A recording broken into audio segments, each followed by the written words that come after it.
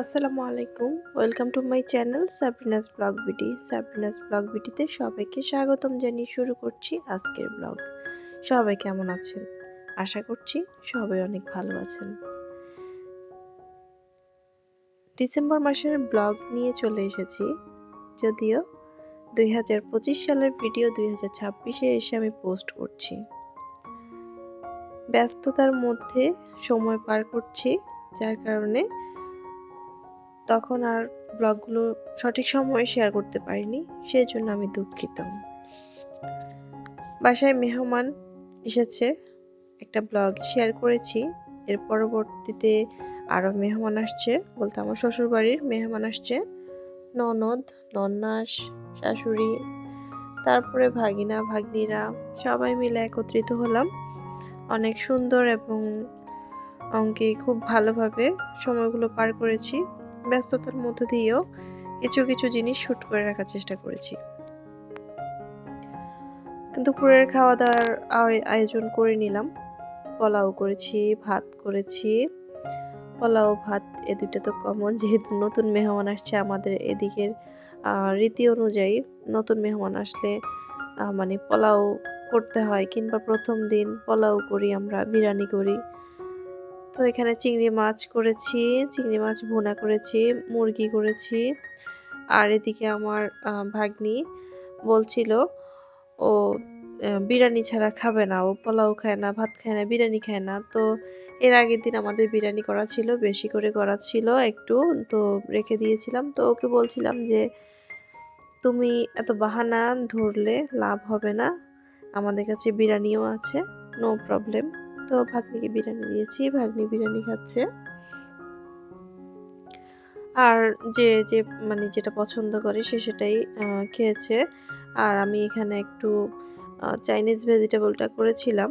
আমার শাশুড়ি একটু হলুদ মরিচ মশলা কম দিয়ে, মানে উনি একটু মশলা কম খায়, যে কোনো মশলার গুঁড়াটা একটু কম পছন্দ করে। ওইভাবে তরকারিটা রান্না করলে খুব ভালো পায়। তো সবজিটা ওনার কাছে খুব ভালো লেগেছে। সবজিটা আমি আসলে ওভাবেই করেছি যাতে করে ওনার পছন্দ হয়। যাই হোক, কারো পছন্দ অনুযায়ী যদি কোনো কিছু করতে পারি সেটা আসলে খুবই ভালো লাগে। তো এদিকে বিকেলে নাস্তা করেছি, যেহেতু ব্যস্ততার মধ্যে দিন কাটাচ্ছি, সো মানে সব কিছু তাই শ্যুট করে রাখা সম্ভব না। বিকেলের নাস্তা করলাম, নুডলস বানিয়েছি, ওগুলো আর ভিডিও করতে পারিনি। এরপরে রাত্রে খাওয়া দাওয়ার পর্ব শেষ করার আগে আমরা যে কাজটা করি, নেহারি রান্না করব। নেহারি রান্নাটা আমার নন্নাসের হাতে এবার রান্না করাচ্ছি। তা আমি সব কিছু রেডি করে ফেলেছি।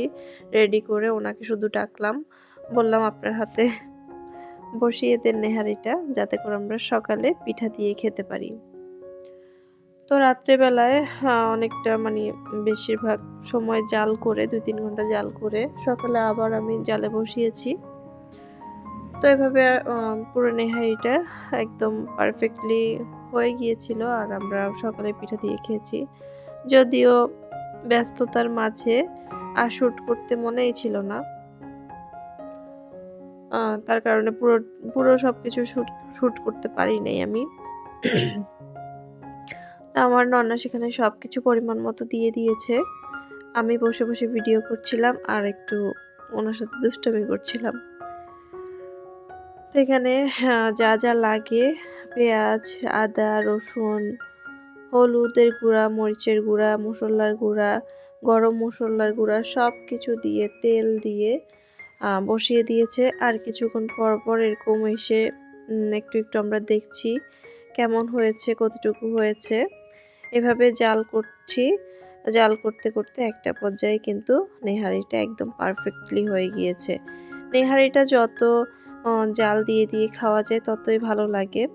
মানে একদিনের নেহারিটা ভালো লাগে না, 2-3 দিন গেলে নেহারিটা ভালো লাগে।